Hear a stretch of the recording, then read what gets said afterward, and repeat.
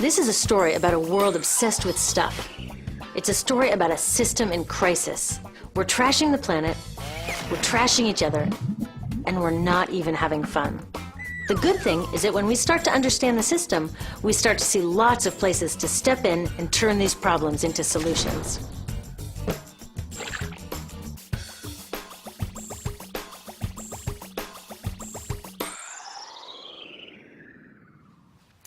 One of the problems with trying to use less stuff is that sometimes we feel like we really need it. What if you live in a city like, say, Cleveland, and you want a glass of water?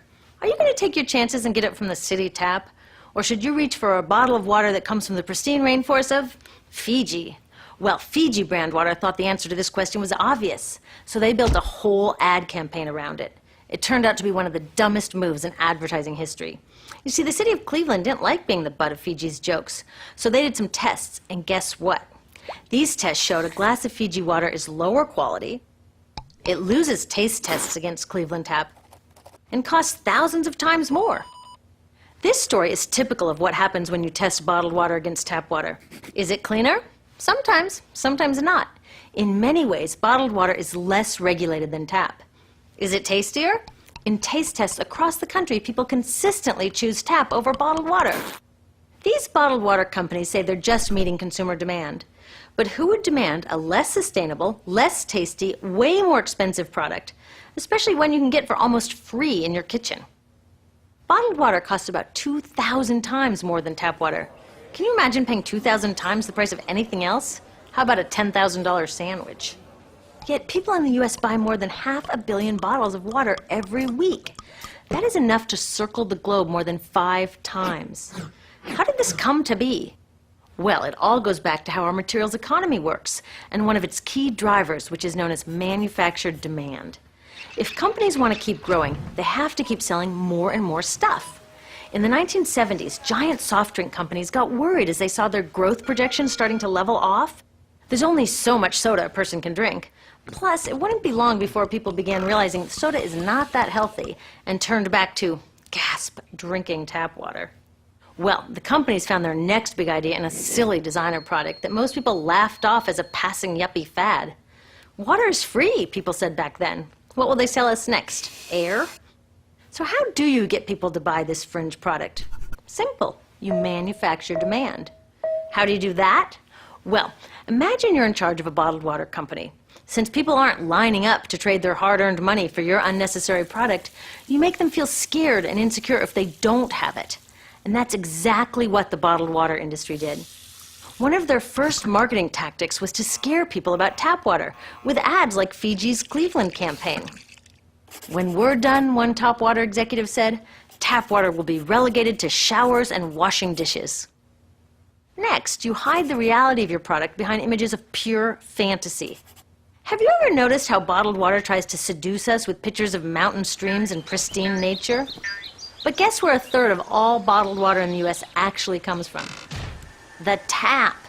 Pepsi's Aquafina and Coke's Dasani are 2 of the many brands that are really filtered tap water. But the pristine nature lie goes much deeper. In a recent full-page ad, Nestle said, bottled water is the most environmentally responsible consumer product in the world. What? They are trashing the environment all along the product's life cycle. Exactly how is that environmentally responsible? The problems start here with extraction and production, where oil is used to make water bottles. Each year, making the plastic water bottles used in the US takes enough oil and energy to fuel 1 million cars. All that energy spent to make the bottle, even more to ship it around the planet, and then we drink it in about 2 minutes? That brings us to the big problem at the other end of the life cycle, disposal. What happens to all these bottles when we're done? 80% end up in landfills, where they will sit for thousands of years, or in incinerators, where they are burned, releasing toxic pollution. The rest gets collected for recycling. I was curious about where the plastic bottles that I put in the recycling bins go. I found out that shiploads were being sent to India, so I went there. I will never forget riding over a hill outside Madras, where I came face to face with a mountain of plastic bottles from California. Now, real recycling would turn these bottles back into bottles. But that wasn't what was happening here.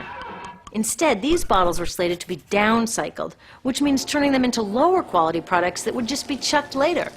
The parts that couldn't be downcycled were thrown away there, shipped all the way to India just to be dumped in someone else's backyard. If bottled water companies want to use mountains on their labels, it would be more accurate to show one of these mountains of plastic waste. Scaring us, seducing us, and misleading us. These strategies are all core parts of manufacturing demand. Once they've manufactured all this demand, creating a new multi-billion-dollar market, they defend it by beating out the competition. But in this case, the competition is our basic human right to clean, safe drinking water. Pepsi's vice chairman publicly said, "The biggest enemy is tap water." They want us to think it's dirty and bottled water is the best alternative. In many places, public water is polluted, thanks to polluting industries like the plastic bottle industry. And these bottled water guys are all too happy to offer their expensive solutions, which keep us hooked on their products. It is time we took back the tap.